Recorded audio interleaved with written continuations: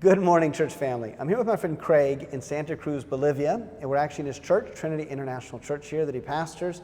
We've just finished our ReCharge for the Americas. We had pastors here from all over the region. Yep. I think about 8 nations. That's right, yep. And Nicaragua and Costa Rica, Uruguay, Colombia, all over. Yep. And we had a great time. How did you feel it went? You were hosting us. Great week. We had a great speaker called Charles Price who came down. You should look him up if you haven't already. He's a fantastic speaker. He spoke very well. We had some great input from yourself, from Werner down in Buenos Aires, who I know you guys know about, and others.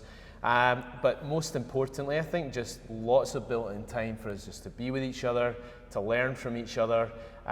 There were several pastors here for the first time who were asking those kind of questions, that all the things you wanted to know about international church ministry but were afraid to ask. That's kind of what the point of this is. And it was great to see, as I have done in previous, certainly my first time I came, it was great to see those pastors as well, that, you know, really getting it and finally, and just being encouraged, and just to be together in this niche tribe.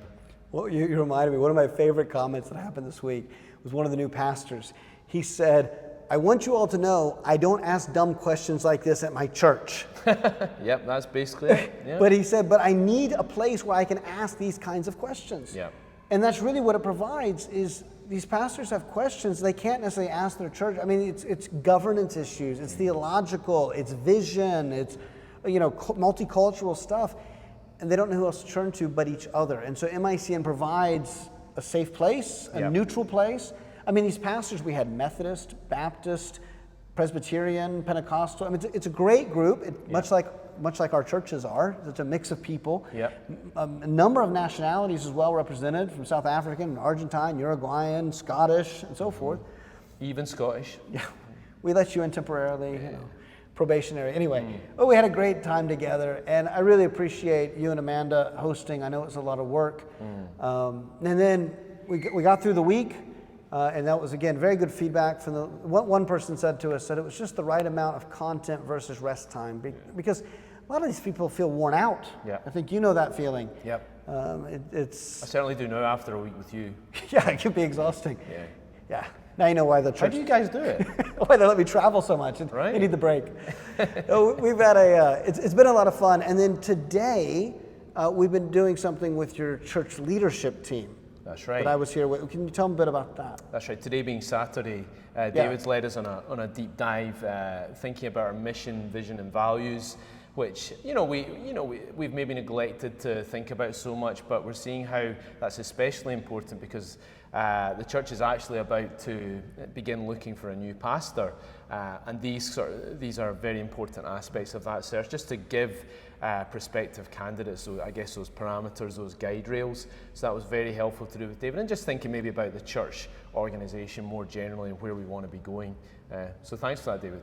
No, it was my pleasure, and it was great. You invited the head of the search committee, who's not actually on the church board, but she seemed very encouraged, and there was a lot of things actually that she needed help from the board of going, but what kind of candidate and what are the rules on this, and actually in the end, I'm not sure if you're not upset with me because it's created a lot more work for you, it looks like. Yeah, I think these last couple of months we're probably going to have a few more board meetings than we'd maybe bargained for, but for the good of the church. Yeah. We started off today, but it revealed there was a lot of things to talk through. Sure. So in just a minute, we're going to have somebody come on stage at North Sea to pray for you guys. So one thing to pray for, of course, is you want to leave well. Yeah. You've got about 3 months left. Yeah. You and the board have, as we've found today, a number of things to work through to make sure you're leaving the church in a good place. Yeah. I mean, so many times the pastor can bring so much of the culture with them, but if it's not written down or if there's not a leadership team, so I know there's some things there. But what about you and Amanda and Sam, your son? You guys are going to move to near Toronto. Yeah, we're going to move to a city that's called London. It's about 2.5 hours west of Toronto. It's actually near the kind of Detroit border of the USA. I think I've heard it's the only border where you drive north to cross into USA rather than south. Anyway, that's by the by. But yeah, we're going to be moving there, God willing, hoping to have a pastoral position there. My wife's going to be working for our mission there, based from there. And yeah, just pray for that transition. I think our son has certainly, in some of his needs, have been a big factor in that. And yeah, I think David and Scotty have maybe seen some of that up close. So certainly pray for him above all. I just pray there'll be benefit from being near family. And yeah, pray for Trinity. Pray for all the people left here who are good people, they're committed people, but just pray that we can, this can be as responsible a handover as possible. And yet it's that balance, isn't it, of the next person does not want my shadow looming over them either, for a multitude of reasons, as you know, David. So, albeit a very small shadow, like your own pastors. So, I just want to be mindful of that as well. But yeah, that we can, as you say, finish well. All right, well, thank you, Craig, for having us this week.